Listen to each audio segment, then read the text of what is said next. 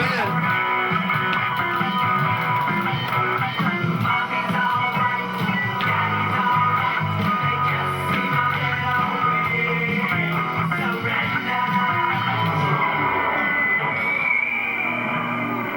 All right, let's quit messing around. This isn't a real guitar, you know? Let's get real and let's really play our guitar, okay? This ain't Guitar Hero.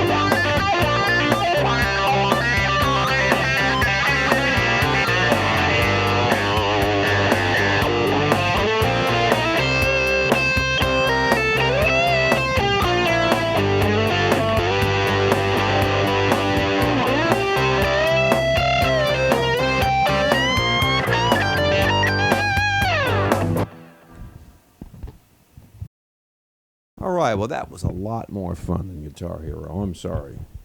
I was having a lot more fun. All right, so let's talk about what we're doing there. You can hear I'm playing over a kind of a rock, kind of a jam progression. It's really pretty simple what I'm doing. I'm just playing over a G minor or G. To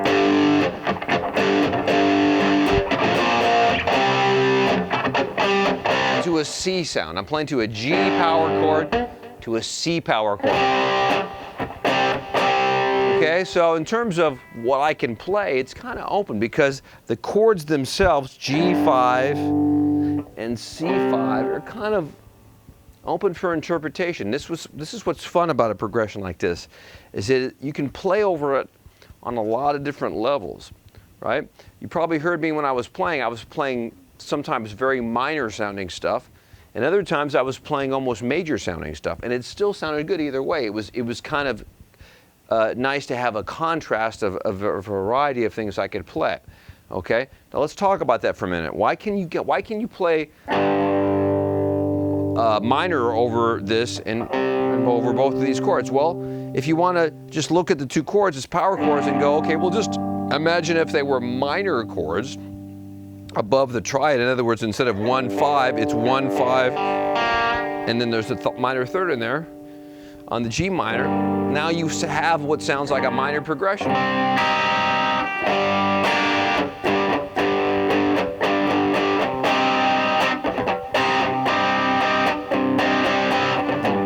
Right? And if you hear like that, then that's why it makes sense. Now I can play minor over it.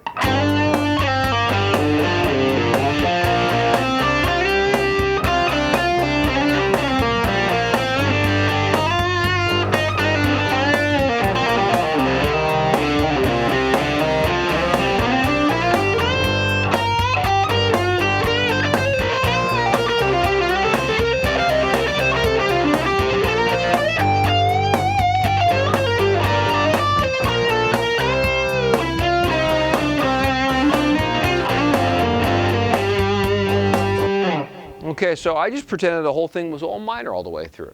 And it's because it's power chords, you really don't notice a clashing note, okay? You don't really notice. I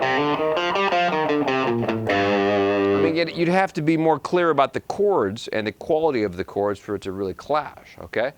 But what's kind of fun about a progression like this is I like to kind of split the difference between the two chords. I might play minor here,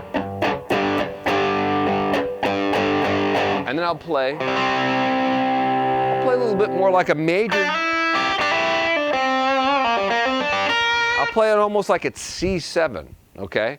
So I'll play minor, like a minor pentatonic.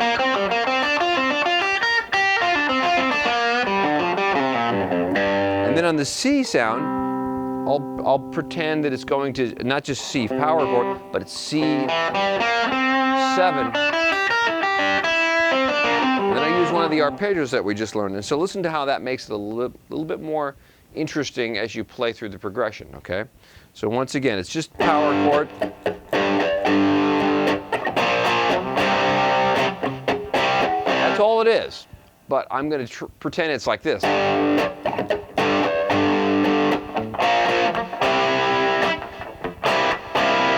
Okay, and that'll open up some melodic possibilities. So listen again.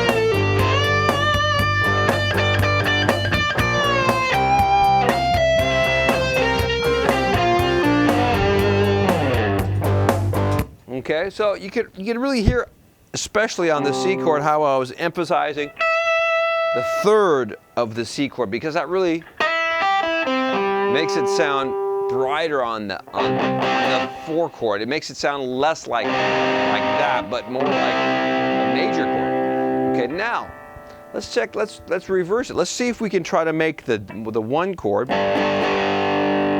Let's see if we can now make that sound a little bit more like a dominant chord, okay? Because remember, it's just a power chord. So there's no third in the sound of the chord, okay? But I'm going to play like there's like a major third in the chord. So I'm going to pretend it's doing this.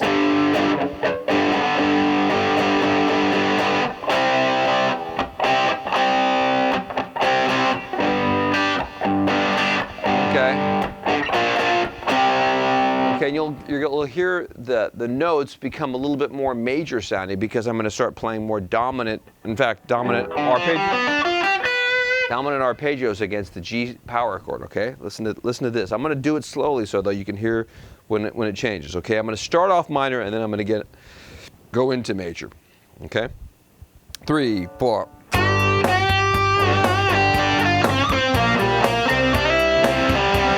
Major on the 4 chord, only on the 4 chord. Still minor though.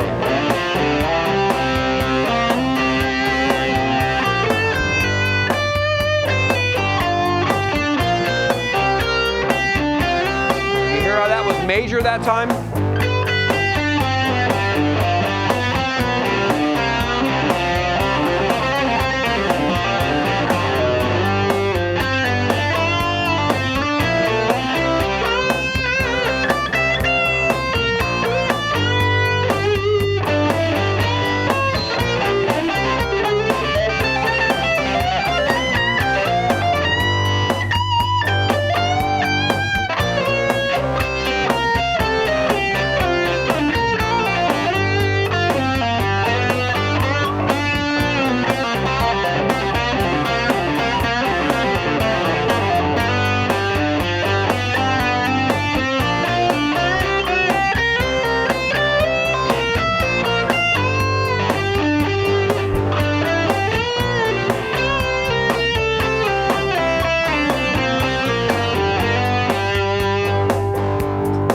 Okay, so what I'm trying to get at here is I'm showing you how a rock progression can have different levels of how you can play over the progression. I like to call that mixing modes. I like to say that's a progression that has it's a lot more open in terms of what you can play over it. It doesn't just have to be straight pentatonic all the way through it. I like to kind of make it a little bit more interesting by mixing modes together. So I'll play minor pentatonic,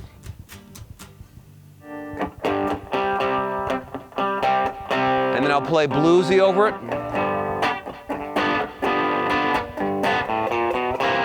right? And then maybe I'll play minor on one chord, and then I'll play bluesy on another chord, and back to minor. So this is typical of a lot of, interesting rock players. I have always liked the way Angus Young and Joe Walsh play when they play rock and blues, because they have a melodic sensibility and a sweet kind of a sound that goes through their rock play. They know where the right notes are for melodies. And when you listen to Joe Walsh play, he just sounds really great because he sounds ballsy and it sounds like he's playing blues, but there's always a good sense of melody to his playing. It's very interesting to listen to him play. Okay, so I want you to try that along with me now. Okay, let's jam out with it. You go first, and then I'm going to trade with you. Okay, so here we go. Your turn first. 1, 2, 3, 4. Okay, now just stick to minor pentatonic.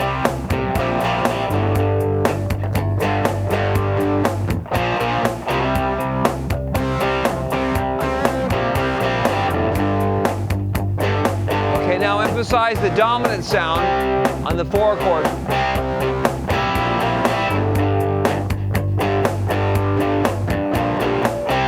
Okay, now let's emphasize the dominant on this chord.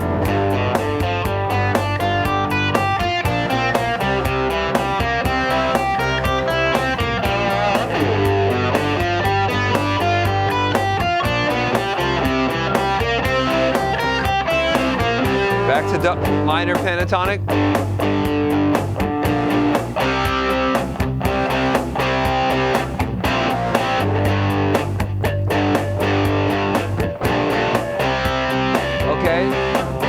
Hit the major third on the beginning of the bar. Now hit the flat 7 on the C chord.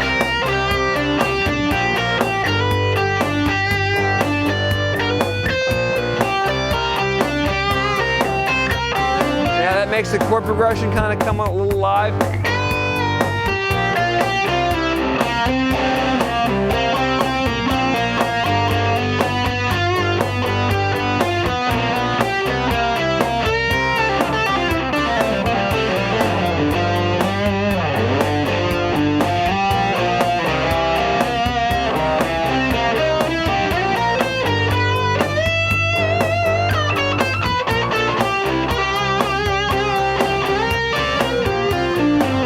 Back to minor.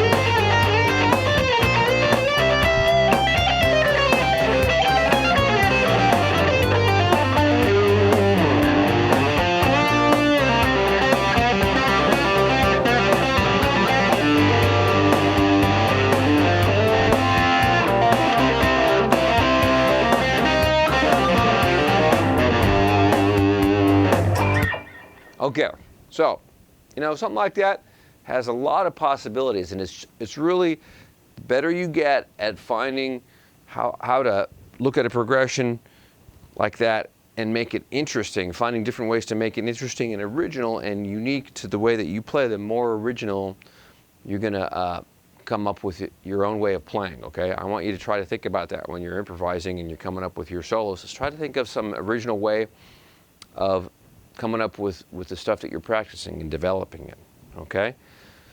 So let's take that progression for homework. It's just a simple little thing, but with everything that we've covered in the last few lessons, you can still make a lot of music over that.